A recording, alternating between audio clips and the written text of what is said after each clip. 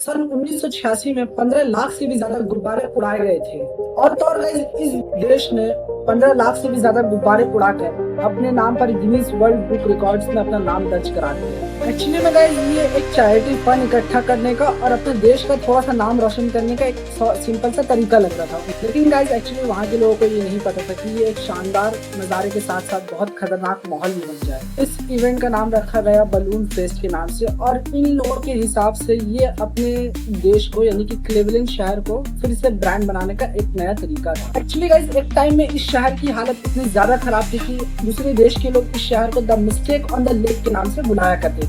इस देश के नेता ये साबित करने में एक्चुअली लगे हुए थे कि हमारा देश भी किसी से कम नहीं है, तो वो कुछ नया करने की सोच रहे थे। और तो और गाइस ठीक पिछले साल यानी कि 1985 में डिज्नीलैंड ने सबसे ज्यादा बलून उड़ा करके अपने देश का नाम Guinness world book of records में दर्ज करा दिया था। तो इन लोगों ने सोचा यानी क्लीवलैंड शहर के लोगों ने सोचा डिज्नी शहर को पीछे छोड़ करके अपना name Guinness world book record में अपडेट कराना सबसे बड़ी जीत हासिल होगी। तो गाइस इस देश के लोग एक इवेंट का अनाउंसमेंट करते हैं जिस इवेंट का नाम रखते हैं ये लोग United way plan launch of balloons, जिसमें कहा जाता है कि ये लोग 15 लाख से भी यानी कि 1.5 मिलियन से भी ज्यादा बलून्स छोड़ने वाले हैं और अपने देश के नेम को Guinness world book of records में दर्ज करवाने वाले हैं। और तो और गाइस इस इवेंट की तैयारी ये लोग 6 महीने पहले से ही करने लग जाते हैं। और तो और गाइस एक स्टेडियम खरीदते हैं जिसके पूरा उसको नेट से कवर करते हैं ताकि जितने भी बलून फिल किया जाए वो वहीं पे एडजस्ट है। इस इवेंट में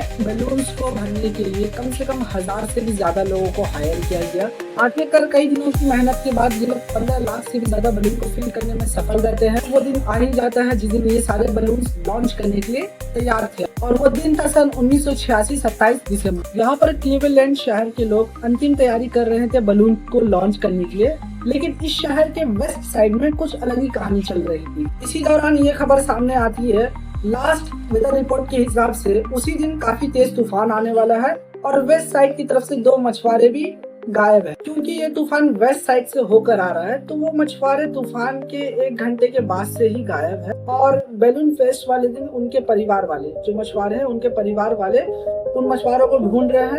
जब मछुआरे के परिवार वाले बैलून फेस्ट वाले दिन उन मछुआरों को ढूंढते हैं तो झील में उनकी केवल नाव ही पाई जाती है। जब पुलिस और इन्वेस्टिगेटर्स तलाश करते हैं तो उनको यही लगता है कि ये दोनों मछुआरे झील में गिर चुके हैं अपनी नाव से। तो पुलिस और इन्वेस्टिगेटर्स उसी वक्त सारी जांच पड़ताल चालू कर देते हैं। और इसी बीच गाइस क्लीवलैंड शहर जो मेन शहर है वहाँ पर 1 लाख लोग से भी ज्यादा इकट्ठा होते हैं इस बैलून फेस्ट को एंजॉय करने के लिए।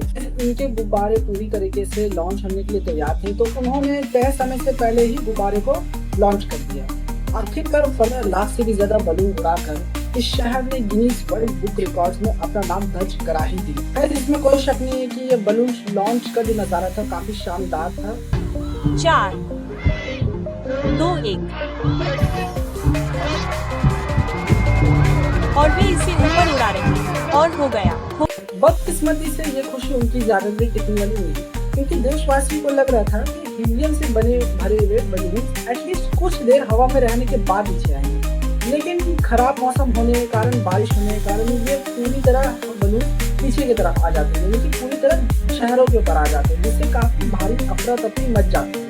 अफरा तफरी इतनी ज्यादा मच गई कि ये पूरे बलून जो है शहर की तरफ उड़ के आ चुके थे और शहर की तरफ उड़ के आने की वजह से एयरप्लेन्स की जेट्स के जितने भी रूट्स थे उन सारे रूट्स को बंद करना पड़ा कुछ दिनों के लिए।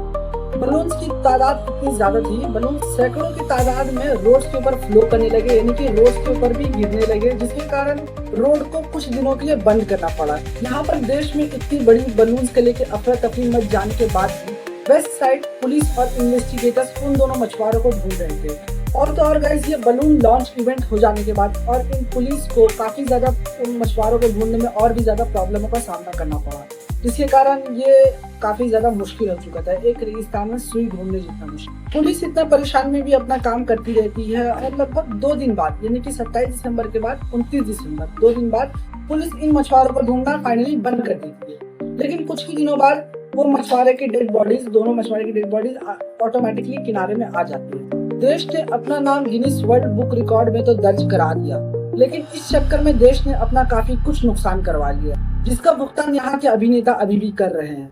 वीडियो पसंद आया तो सब्सक्राइब करना मत भूलिएगा एंड थैंक्स फॉर वॉचिंग।